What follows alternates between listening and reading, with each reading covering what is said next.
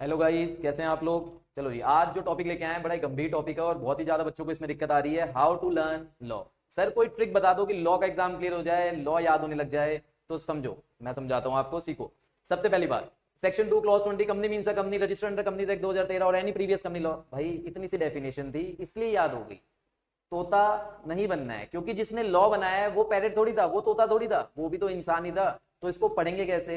इंसानों की तरह पढ़ेंगे। सबसे पहले समझो इंटेंट क्या है, लॉजिक क्या है, ये जो सेक्शन डाला गया है इसके पीछे पर्पस क्या है, सेक्शन क्यों आया है। जब आप इन चीजों पे फोकस करने लग जाओगे आपको लॉ रिटेन होने लग जाएगा। आधा लॉ तो बिना पढ़े आपको समझ आ जाएगा जब आप एक बार इंटेंशन को मैच कर गए। ठीक है जी, हाईलाइटर ले लिया, घिसे जा रहे हैं, लाल कर दी पीली कर दी बुक को, उससे कोई फायदा नहीं है। ठीक है, आपको कीवर्ड्स मार्क करने चाहिए ताकि आपको कीवर्ड्स याद रह जाएं। लेकिन आपको सबसे जरूरी क्या है, आप कनेक्टिविटी बनाओ, दिल से दिल जोड़ो, लॉ के साथ दिल जोड़ो, जिसने लॉ लिखा है उसके साथ दिल जोड़ो, दिमाग जोड़ो, तो आप चीजों को अच्छे से समझ पाओगे और लॉ को लिख पाओगे।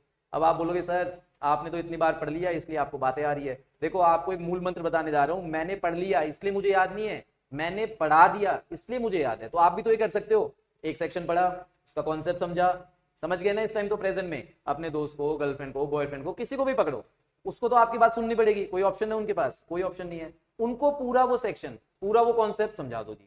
ठीक है जी, उनको लॉ का एल भी समझ नहीं आया लेकिन आपका काम बन गया। एक बार अगर आपने पढ़ा दिया वो चीज आपको रिटेन होने लग जाएगी। तो हमेशा फ्रॉम द वेरी बिगनिंग आप ये काम करो, जब भी सेक्शन आपने पढ़ लिया है, समझ लिया है, तो किसी को भी पकड़ो और उसे वो समझा दो। एक बार समझा दिया चीजें याद रहने लग जाएगी। दूसरी बात, शॉर्ट नोट्स बनाओ। क्या बनाओ जी? Short notes. अब शॉर्ट नोट्स का मतलब ये नहीं है कि जो बुक में लिखा हुआ है उसका फॉन्ट साइज कम किया और लिख लिया। शॉर्ट नोट्स बनाओ अपनी लैंग्वेज में, हिंदी में लिखो, इंग्लिश में लिखो, मैं तो बोलूंगा व्हाट्सएप वाली लैंग्वेज यूज करो और इंग्लिश में लिखो। ठीक है जी, अब शॉर्ट नोट्स में सेक्शन की लैंग्वेज मत लिखो, अपनी लैंग्वेज में उस कॉन्सेप्ट को लिखो।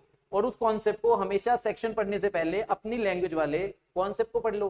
अपनी लैंग्वेज पढ़ने में कितनी देर लगेगी? 1 मिनट लगेगा, उसे पढ़ो और उसके बाद आप सेक्शन पे जाओ। 50% चीजें तो आपको वैसे ही याद आ जाएंगी और रिवीजन में आपको बहुत ज्यादा हेल्प करेगा।